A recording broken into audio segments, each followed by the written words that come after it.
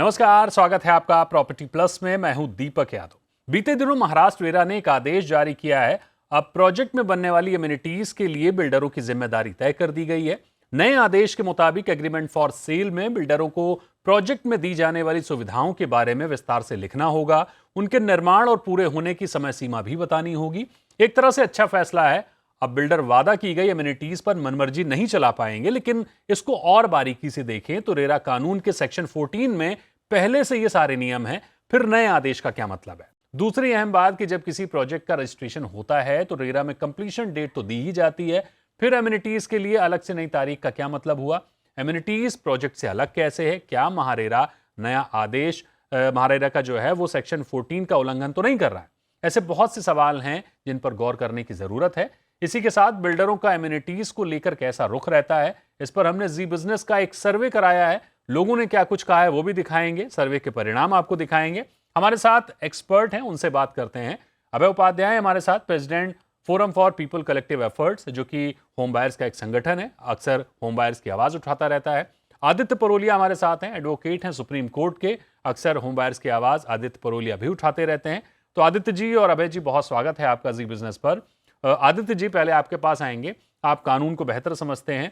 एक लेमैन की भाषा में मेरा सवाल यह है कि जब पहले से रेरा कानून में सेक्शन 14 के तहत ये सारी बातें निहित हैं, फिर महारेरा के इस नए आदेश का क्या मतलब है? ये प्रोविजंस ऑलरेडी रेरा में इंक्लूडेड हैं एज एन सब्सटैंशियल लॉ, और सुप्रीम कोर्ट अपने वेरियस जजमेंट्स में, चाहे कंज्यूमर प्रोटेक्शन के अंदर हो चाहे रेरा के अंदर हो, इसको निर्धारित कर चुकी है कि एमिनिटीज और फ्लैट जब आप देते हैं तो दोनों एक दूसरे के साथ इंटरलिंक्ड हैं और दोनों एक दूसरे से सेपरेट नहीं हैं। जब आप किसी से एग्रीमेंट करते हैं, मेरा एक क्वेश्चन रेरा को भी होगा, तो आप उस एग्रीमेंट में सिर्फ फ्लैट नहीं बेच रहे, वो फ्लैट एमिनिटीज के साथ बेच रहे हैं, और वो प्रॉमिस है एक पर्टिकुलर डे पे फ्लैट विद एमिनिटीज डिलीवर करना। तो आप जब अगर दो डेट अलग अलग कर देंगे तो किस तर्ज पे एक आदमी जिसने अपना 100% पैसा दिया हुआ है पूरे उन दोनों कंबाइन चीजों के लिए, उसको एमिनिटीज देर से मिले और फ्लैट एक तारीख को मिले, और अगर एमिनिटीज कंप्लीट नहीं है तो ऑक्यूपेशन सर्टिफिकेट आप कैसे जारी करेंगे? और अगर ऑक्यूपेशन सर्टिफिकेट आप जारी नहीं कर पाएंगे तो आप दूसरे को पोजेशन कैसे देंगे? और सबसे इंपॉर्टेंट बात, अगर एमिनिटीज कंप्लीट नहीं है तो मैं एज अ बायर पूरा पेमेंट करने के लिए क्यों प्रतिबद्ध हूं? तो ये सारे क्वेश्चंस हैं जो रेरा ने शायद नजरअंदाज कर दिए हैं। और सबसे इंपॉर्टेंट पॉइंट है जो सेक्शन 14 है, वो बहुत क्लियरली ये स्टिपुलेट करता है कि एमिनिटीज और फ्लैट्स दोनों ही एक डिलीवरी ऑफ प्रॉमिस के अंदर आ रहे हैं, और वो दोनों एक साथ ही डिलीवर करने हैं किसी बिल्डर को। अलग अलग उसकी डिलीवरी डेट नहीं हो सकती है। अभय सर, अगला सवाल मेरा आपसे होगा। एमिनिटीज प्रोजेक्ट का ही हिस्सा है। जब प्रोजेक्ट पूरा होने की तारीख, प्रोजेक्ट के समय सीमा, कंप्लीशन डेट, रजिस्ट्रेशन के वक्त तय हो जाती है, फिर एमिनिटीज के लिए अलग से प्रावधान करने का क्या मतलब है? सुविधाओं में बदलाव करने के लिए रेरा से मंजूरी लेनी होगी, यह भी कहा गया है। 2/3 ग्राहकों की सहमति लेनी होगी, यह भी एक नई चीज जोड़ने की बात की गई है। क्या एमिनिटीज प्रोजेक्ट से अलग है? आपका क्या रिएक्शन है इस आदेश पर? दीपक जी, पहले बात तो मैं शुरुआत इस बात से करूंगा कि सोच तो सही दिशा में थी। मतलब जो ये काम जो इन लोगों ने आज सोचा है, यहाँ पे गलती हो रही थी, भले वो रेरा का प्रोविजन हो या नहीं हो। आदित्य जी ने एकदम सही कहा कि वो है रेरा में, लेकिन एग्रीमेंट का पार्ट ये होना चाहिए था फ्रॉम डे वन। जो अभी जो नोटिफिकेशन आया है दीपक जी, अगर आप उसको ठीक से देखें तो इन्होंने ओपन छोड़ दिया। उससे तो ऐसा लगता है कि प्रोजेक्ट आप घर ले लीजिए और उसके 3 साल के बाद भी आप चाहे तो एमिनिटीज कंप्लीट करते रहिएगा। और इससे दूसरी बात ये है कि मेरे को ये भी बात समझ में नहीं आई कि ये कह रहे हैं कि डिस्प्यूट हो जाता है। क्या मात्र केवल एग्रीमेंट में लिख देने से डिस्प्यूट खत्म हो जाता? तो जो चीजें एग्रीमेंट में लिखी हुई हैं कि प्रोजेक्ट कब कंप्लीट किया जाएगा, उसको लेके इतने केसेस क्यों हो रहे हैं? तो काम आपका खाली वहां पे खत्म नहीं हो जा रहा है ये कह देने से कि एग्रीमेंट में मेंशन कर दो। अरे एग्रीमेंट में मेंशन करने से पहले आप अपने यहाँ कराइए भाई। अगर एग्रीमेंट की नौबत आ गई, इसका मतलब मिनिमम मैंने 10% पैसा तो दे दिया, और वो 10% पैसा तो लाखों में होता है। तो आज उसकी जिम्मेदारी किसकी होगी जब हम कल जाके पता चलेगा कि नहीं नहीं, ये सारे प्रोजेक्ट अम्यूनिटीज फैसिलिटीज तो ये सब सोच जो जो मेरे को वर्बली कही गई थी वो सारी कुछ तो है ही नहीं। क्योंकि वो मेरे एग्रीमेंट में पार्ट में 10 तो बताई गई थी, केवल 5 ही दे रहे हैं ये, तो मैं किससे डिस्प्यूट करने जाऊंगा तब?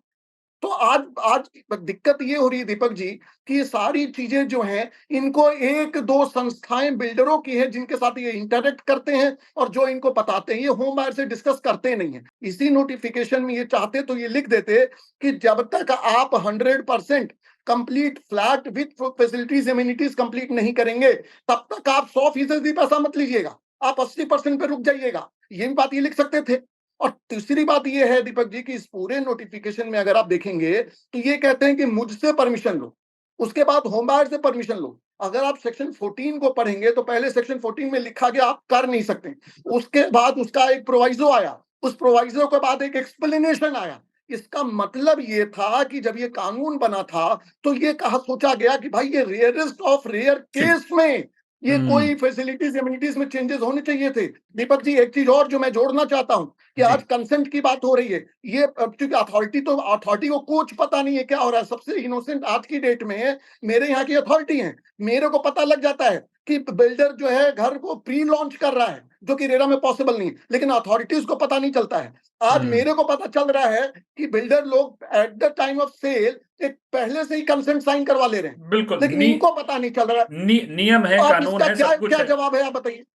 आदित्य जी, इस आदेश में यह भी है कि एग्रीमेंट फॉर सेल में आपको एमिनिटीज की बारीकियां, कंप्लीशन डेट, पार्किंग, डिफॉल्ट पर शर्तें इत्यादि सारी चीजें मेंशन करनी होगी। अच्छी बात है, लेकिन क्यों नहीं मॉडल बिल्डर बायर एग्रीमेंट को ही कड़ाई से लागू कर दिया जाए? खुद सुप्रीम कोर्ट ने कई बार इस मॉडल बिल्डर बायर एग्रीमेंट पर बात की है, उसे लागू करने को लेकर कहा है, लेकिन आज भी बिल्डर एक तरफा एग्रीमेंट करते हुए नजर आते हैं, कोई लगाम नहीं है। सरकारों को क्यों दिक्कत आ रही है बीबीए लागू करने में? दीपक जी, ऐसा नहीं है कि बिल्डर बायर एग्रीमेंट में लिखा नहीं होता, ब्रोशर में भी लिखा होता है कि क्या एमिनिटीज हैं। जनरली बिल्डर बायर एग्रीमेंट के एनेक्शर में लिखा होता है क्या एमिनिटीज हैं। बट मैं इस बात से रेजोनेट नहीं कर पा रहा हूं या इस बात से तर्क समझ नहीं पा रहा हूं कि महाराष्ट्र रेरा ने ऐसा क्यों कहा कि एमिनिटीज की दूसरी डेट होनी चाहिए। बस जो डेट ऑफ डिलीवरी जो एग्रीमेंट में लिखी होती है और जो सुप्रीम कोर्ट रेरा या model by builder by agreement में भी आएगी, वो इंक्लूसिव ऑफ सब है।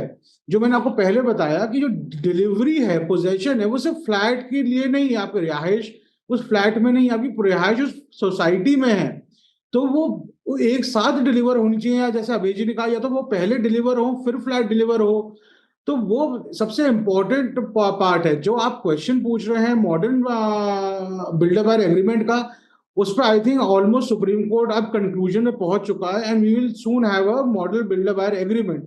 बट ये चीज अभय जी ने जैसे बताई कि अथॉरिटीज को भी देखनी पड़ेगी। आज आप देखेंगे नोएडा और हरियाणा में स्पेशली डीटीसीपी और हरियाणा रेरा सैंक्शन प्लान में इतने अमेंडमेंट्स विदाउट कंसेंट दे रहा है। 2/3 कंसेंट सिर्फ पेपर पे लिखने वाली बात है। वो एक कोई छोटे से न्यूज़पेपर में एड निकाल देता है बिल्डर और कहता है हम मैंने सबको इन्फॉर्म कर दिया है, और अगर कंसेंट नहीं आया तो इम्प्लाइड कंसेंट माना गया। और उस पर डीटीसीबी पूरा प्लान अमेंड कर दे रही है और रेरा को एक तरह से बिल्कुल फाइलुएट किया जा रहा है। तो ये एक तरह से इंस्टीट्यूशंस की भी मिली भगत है जो हमने सुपरटेक वाले ट्विन टावर में देखी थी। और सुप्रीम कोर्ट ने भी इसमें तर्क किया था कि नोएडा अथॉरिटी का बिल्डर के साथ हैंड एंड ग्लव सिचुएशन लग रहा है और बहुत चीजों पे मिली भगत है। यही आज आप और जगह भी देख रहे हैं। और अगर आप इस तरह से लास्ट चीज इस तरह से लीविये देंगे कि अलग डेट दी जाए एमिनिटीज की, तो बिल्डर उसको अपने तर्ज पे कैसे भी यूज करेगा, कुछ भी लिखवाएगा, क्योंकि आप स्टैंडर्ड फॉर्म ऑफ एग्रीमेंट देख तो रहे नहीं। जो आपसे सिर्फ प्लान सैंक्शन है, एग्रीमेंट तो आपसे सैंक्शन है नहीं, उसमें क्या लिखा जाएगा वो आपके कंट्रोल में है नहीं। बिल्कुल।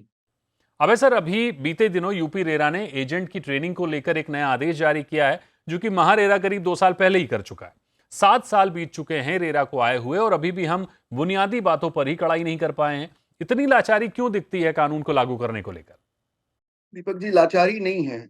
अगर देखिए आप ये बात समझिए, रियल एस्टेट जो रेरा बनाया गया वो अथॉरिटी है, तो वो ड्राइविंग सीट पे है, वो चाहती है। और वो चलती कैसे है, वो स्टीयरिंग तो उसके हाथ में है, लेकिन सुपर स्टीयरिंग उनके बिल्डरों के हाथ में है। वो उन्हीं के साथ, आप कभी भी देख लीजिए, आज की डेट में कोई गवर्नमेंट, इवन सुप्रीम कोर्ट भी ये बात को बैन नहीं कर रहा है कि भाई जिस चीज को आप रेगुलेट करने आए हैं, आप सारा दिन उन्हीं के साथ मीटिंग करते हैं, उन्हीं के कॉन्फ्रेंस को अटेंड करते हैं, तो कैसे आप इन्फ्लुएंस नहीं होंगे? वही लोग सारी चीजों को डिसाइड कर रहे हैं। आज तक ये मैकेनिज्म नहीं बना पाए कि अगर कोई प्रोजेक्ट डिले हो रहा है तो हम एक साथ में उस पूरे प्रोजेक्ट के लिए एक order, suo motu order pass कर दें, या उसमें चेकिंग लगा दें कि वो प्रोजेक्ट डिले होना बंद होकर टाइम पे डिलीवरी हो जाए, या जिसमें फैसिलिटीज एमिनिटीज नहीं मिल रही है तो एक सुओ मोटो ऑर्डर सारा हो जाए कि सारे होम बायर्स को आपको इतने रुपए का कॉम्पनसेशन, और जब तक फैसिलिटीज एमिनिटीज नहीं बनेगी तब तक उसका एक हर्जाना देना पड़ेगा। इस तरह के अगर ऑर्डर होने लग जाते तो ये सारी चीज आपको करनी नहीं पड़ती।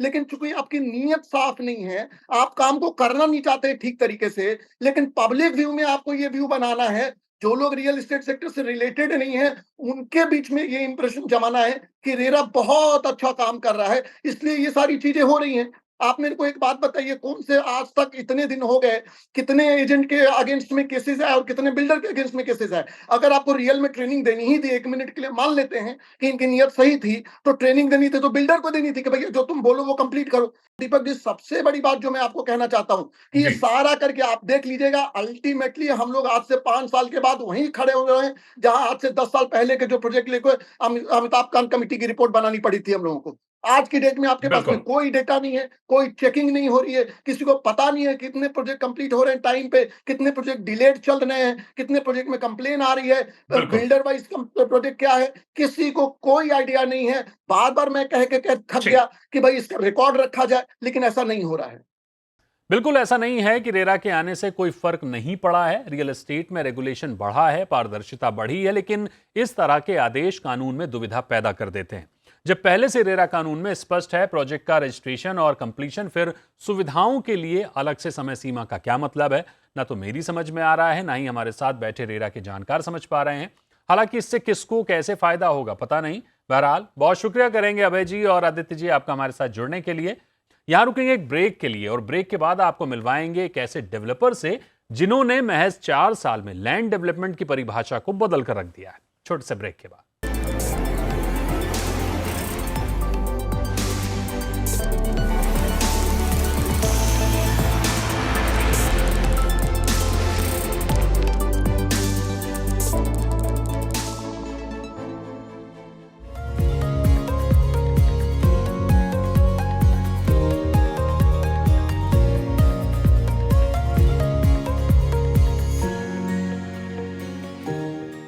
सोचिए अगर आप जब रियल एस्टेट में इन्वेस्ट करते हैं, रियल एस्टेट खरीदते हैं, तो आपके दिमाग में क्या सवाल आते हैं? आपके दिमाग में सवाल आते हैं कि वो डिलीवर होगा कि नहीं होगा, प्रॉपर्टी मिलेगी कि नहीं मिलेगी, किसी तरह का कोई विवाद तो नहीं होगा। ऐसे तमाम सवाल आते हैं क्योंकि ट्रस्ट फैक्टर होता है।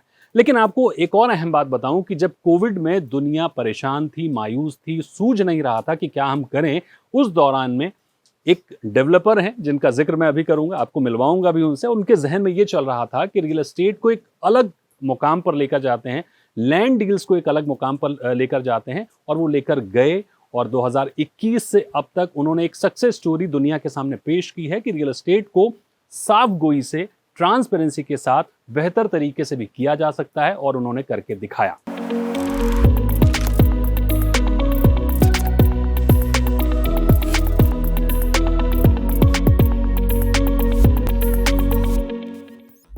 हमारे साथ हैं हाउस ऑफ अभिनंदन लोधा के चेयरमैन अभिनंदन लोधा साहब। नमस्कार अभिनंदन सर, बहुत स्वागत है आपका जी बिजनेस पर।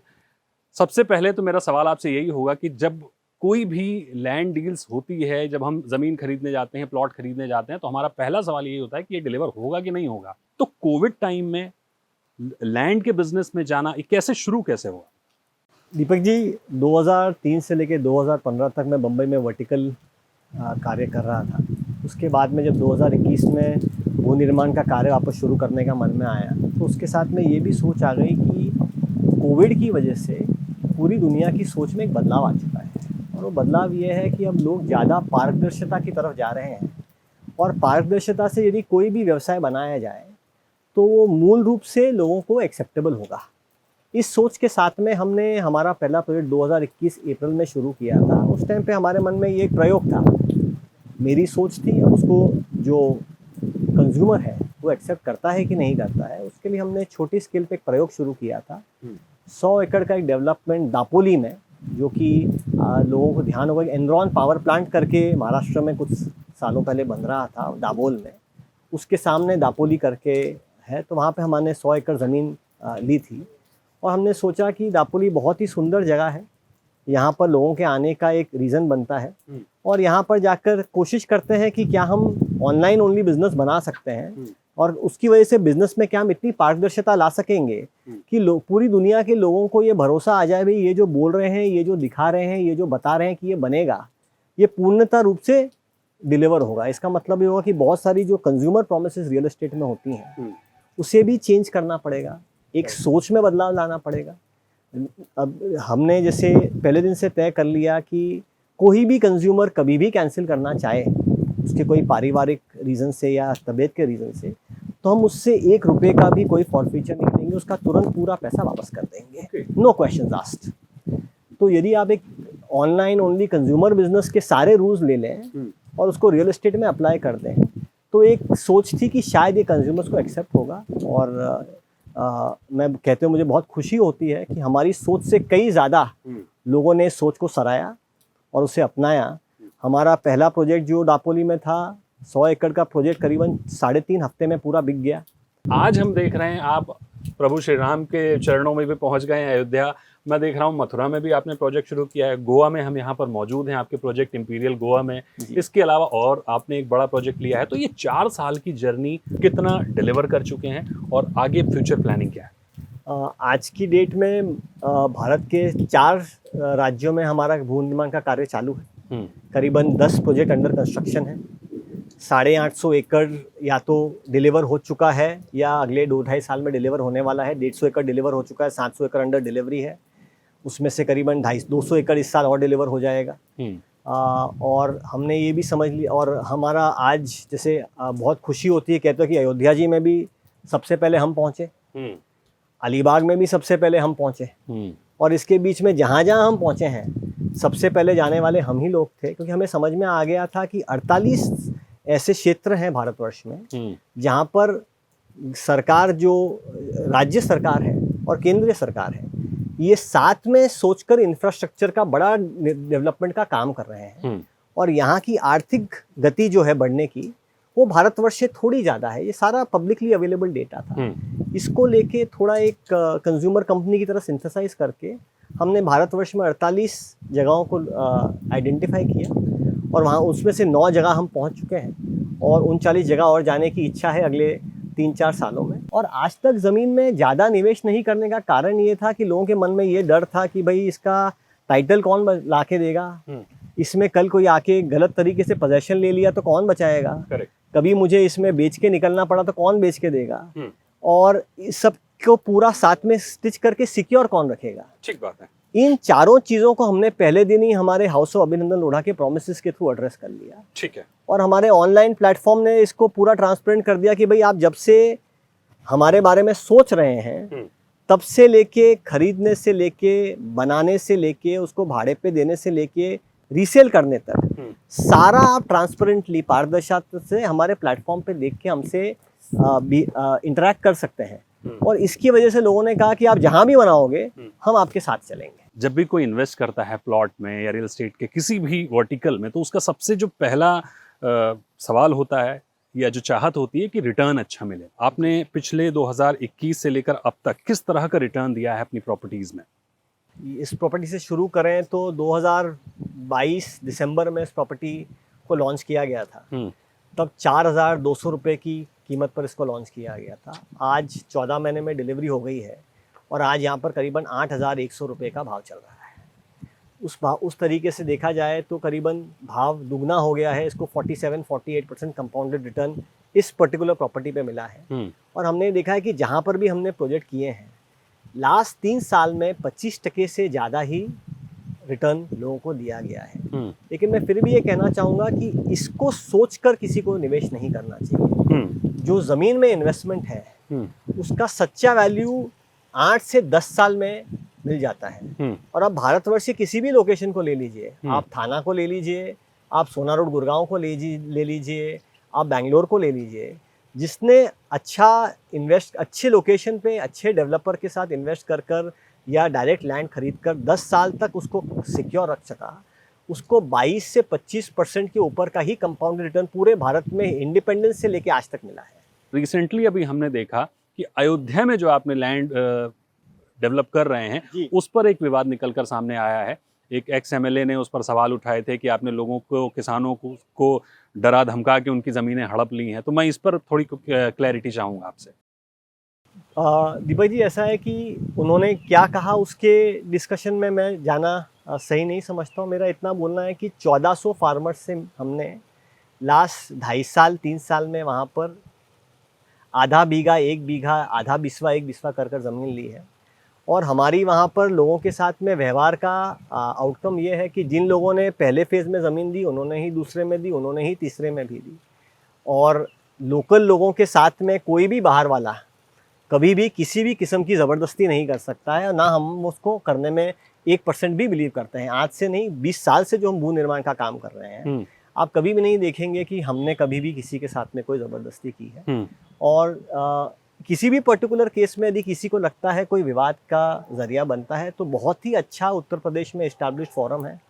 आप तुरंत जाकर ARO के पास कंप्लेंट फाइल कर सकते हैं, तुरंत पुलिस स्टेशन जा सकते हैं, और आपकी बात में कोई भी सच्चाई होगी तो सरकार सबके ऊपर एक्शन लेती है। हम तो बाहर वाले हैं, उल्टा लोकल लोगों को सपोर्ट ज़्यादा ही मिलता है। जाहिर सी बात है। तो उसमें इतना ही कहना है कि 75 एकड़ ज़मीन वहाँ पर लेकर 1400 फार्मर्स के साथ व्यवहार कर यदि कोई एक्स MLA जिनकी वहाँ पर ज़मीन है ही नहीं उसके ऊपर कोई व्यंग कस रहे हैं तो शायद मुझे मानना है कि उसमें ज़्यादा तूल नहीं देना चाहिए। एक और अहम सवाल जो अक्सर हमने बात की तो लोगों से सुनने को मिला कि आपकी अयोध्या वाली लैंड में बिग बी ने, अमिताभ बच्चन साहब ने घर लिया है, और कहा ये भी जाता है कि ये मार्केटिंग स्ट्रेटजी है, आपने उनको फ्री में प्रॉपर्टी दी और उनकी वजह से आपका वो प्रॉपर्टी पूरी बिकी। इसके पीछे की कहानी क्या है, मुझे एक बार समझाइए। हाँ, अमिताभ जी बहुत ही सराहनीय माननीय इंसान हैं, तो मैं उतना ही कहूँगा कि उन्होंने हमारे यहाँ प्रॉपर्टी ली, इस बात का मेरे मन में बहुत खुशी है। अमिताभ जी और हमारा पहचान करीबन 10-12 साल से है, और दिसंबर 2023 में मैं ऑस्ट्रेलिया में बच्चों के साथ छुट्टी पे गया हुआ था, उनको ऑफकोर्स ध्यान नहीं था, तो रात को 2 बजे उनका फ़ोन आया मुझे, और उनका कहना था कि अभिनंदन, राम जी की नगरी में आपने जगह ली है। लखनऊ, अयोध्या, ये सब उत्तर प्रदेश का हिस्सा है। मैं उत्तर प्रदेश निवासी हूँ, तब भी था, आज भी मन से हूँ। मेरे पिताजी ने पूरा जीवन वहीं निकाला है, तो मुझे अयोध्या में ज़मीन लेनी है। और उन्होंने, दीपक जी मैं बहुत खुशी से कहना चाहता हूँ, मैंने उनका कहा साहब लेकिन हम ना ज़मीन दिखाएंगे, ना हम आपको साइट पे जाने देंगे। तो उन्होंने कहा जो आपका सबके लिए प्रोसेस है उससे एक कदम मैं आगे जाता हूँ। मैं कल सुबह आपको जो पूरा अमाउंट है वो पहले ट्रांसफ़र कर रहा हूँ, और उसके बाद में आप मेरा डॉक्यूमेंट रजिस्टर कर दीजिएगा। और ना उन्होंने कोई सवाल पूछा, ना वो आज तक साइट पे गए हैं, और रजिस्टर्ड डॉक्यूमेंट है, वो पब्लिकली अवेलेबल है, उसमें पूर्ण अमाउंट उन्होंने जो पे किया है वो भी लिखा हुआ है। और अमिताभ जी जैसे व्यक्ति का मेरा मानना है कि उनकी गरिमा को ये शोभा भी नहीं देगा यदि कोई ये कहे कि उन्होंने कोई एडजस्टमेंट किया है। उन्होंने पूर्णता से यहाँ पर ही नहीं, अलीबाग में भी हमसे जगह ली है, और प्रोजेक्ट्स में भी जगह ली है। वो मुझे लगता है रियल एस्टेट में एक एविड इन्वेस्टर है, निवेश करते रहते हैं। बिल्कुल ठीक बात है। और उसमें उन्होंने हमारे साथ भी निवेश किया। अयोध्या में उन्होंने बहुत ज़्यादा इमोशन से किया, बाकी जगह शायद सोच समझ कर किया। मेरा एक और सवाल ये होगा कि आने वाले समय में अयोध्या में आप हैं, मथुरा में आप हैं, और भी तमाम शहरों में हैं, बिजनेस बढ़ रहा है, लिस्टिंग की ओर बढ़ेंगे? आज इसके बारे में कुछ सोचा नहीं है, हाँ। और बहुत ही अर्ली स्टेज है व्यवसाय का। बिजनेस में लोगों ने, कंज्यूमर्स ने इतना सपोर्ट दिया है कि लॉन्च करते ही सारी सेल हो जाती है। लैंड ओनर्स ने इतना सपोर्ट दिया है कि लैंड ओनर्स बहुत अच्छे टर्म्स पे ज़मीन हमको दे देते हैं। जैसे कंपनी आगे बढ़ेगी और कार्य करेगी, इन्वेस्टर्स का ऑलरेडी बहुत सारा इंटरेस्ट है, लोगों के कॉल आते रहते हैं, बात होती रहती है। सही समय पर इसके बारे में सोचेंगे, आज इसके बारे में कोई सोच नहीं। कि जो आपके बायर हैं वो ज़्यादातर वो इंडियन हैं, NRIs हैं, किस सेगमेंट के हैं, वो उस पर एक बार ज़रा डिटेल में बताइए। करीबन आज की डेट में 73% जो हमारे बायर हैं, 73% बायर वो भारत में ही रहते हैं, और 27% बायर जो हैं वो भारत के बाहर से, भारतीय ही हैं लेकिन NRI जिसे कहते हैं वो NRIs हैं। रियल स्टेट बिजनेस में तो पता होता है कि ये 5 साल का प्रोजेक्ट है, 6 साल का प्रोजेक्ट है, लोग इस तरह से निवेश करते हैं। तो ये जो आपका लैंड बिजनेस का साइकिल है वो कितने दिनों का होता है? जो इन्वेस्टर्स हैं उनको कितने समय लॉक इन पीरियड उनका रहता है? ये इस बिज़नेस की एक और ख़ासियत है दीपक जी कि वर्टिकल रियल एस्टेट में जो 4 से 5 साल का साइकिल रहता है, यहाँ पर बुकिंग से लेके डिलीवरी प्रोजेक्ट की शुरुआत से लेके अंत तक 18 महीने या उससे कम का साइज़ है। ये 14 महीने में हो गया, लेकिन 18 महीने में कोई भी प्रोजेक्ट इसमें पूर्ण हो जाता है। ओके और इन्वेस्टर्स का लॉक इन भी 18 महीने बाद ख़त्म हो जाता है। ओके तो करीबन जो 20-30% लोग ऐसे रहते हैं जो एक बार डिलीवरी हो गई तो बेचकर अगले प्रोजेक्ट में फिर से निवेश करना चाहते हैं। उनको 18 से 20 महीने में ही अपना कैपिटल रिसाइकल करने को मिल जाता है। साइकिल बहुत शॉर्ट होने की वजह से ये एक्सपोनेंशियली ग्रो भी हो सकता है। ठीक है, एक और मेरा अहम सवाल सर, डिले की समस्या पूरे रियल एस्टेट में भरी पड़ी है। हम देख लें, अगर एनसीआर हो, मुंबई हो या किसी भी कोने में आप चले जाएं, बहुत कम प्रोजेक्ट होंगे जो समय पर पूरे हुए हों। पहली बात, कितने प्रोजेक्ट आपने अभी तक डिलीवर किए हैं और क्या वो डिले हुए हैं? अभी तक 2 प्रोजेक्ट डिलीवर हुए हैं दीपक जी। एक दापोली में करीबन हमने जो हमारा पहला प्रोजेक्ट था आइल ऑफ ब्लिस, वो करीबन 16.5 महीने में डिलीवर किया था। उसमें 27 महीने का प्रॉमिस था। ये जो प्रोजेक्ट है द इम्पीरियल, ये हमने 14 महीने कुछ दिनों में डिलीवर किया। इसमें 22 महीने का प्रॉमिस था। ओके तो दोनों ही project well before schedule deliver हुए हैं। और अगली 2 भी जो हमारी जो डिलीवरी है, जो हमारा एक अंजरले में और 150 एकड़ की डिलीवरी है और निरल में 110 एकड़ की डिलीवरी है। ये दोनों डिलीवरी भी इस साल दिसंबर के पहले हो जाएंगी। और बोलते हुए बहुत आनंद हो रहा है कि ये दोनों डिलीवरी भी शेड्यूल से काफ़ी पहले हो रही है। बहुत धन्यवाद सर हमसे बात करने के लिए। जैसा कि अभिनंदन लोधा जी ने एक तरह से एक नज़ीर पेश की है, एक सक्सेस स्टोरी पेश की है कि रियल एस्टेट में जब एक तरफ पूरे देश में 4.5 लाख करोड़ के घर फंसे हुए हों, डिले की समस्या एवरीडे देखने को मिलती है और विवादों की तो कोई सीमा ही नहीं है। इस माहौल में अगर कोई ऐसा बिजनेस जो रियल एस्टेट से जुड़ा हो और बिना विवादों के प्री डिलीवरी देता हो, तो ये अपने आप में एक नई तरह का मॉडल है। तो बहुत ही अलग तरह की स्टोरी है और हमारी कोशिश रहेगी कि अपने शो में हम इसी तरह की सक्सेस स्टोरी, ट्रांसपेरेंट, ट्रस्ट वाली स्टोरीज आपके सामने लेकर आए। नमस्कार, आप देख रहे थे जी बिजनेस।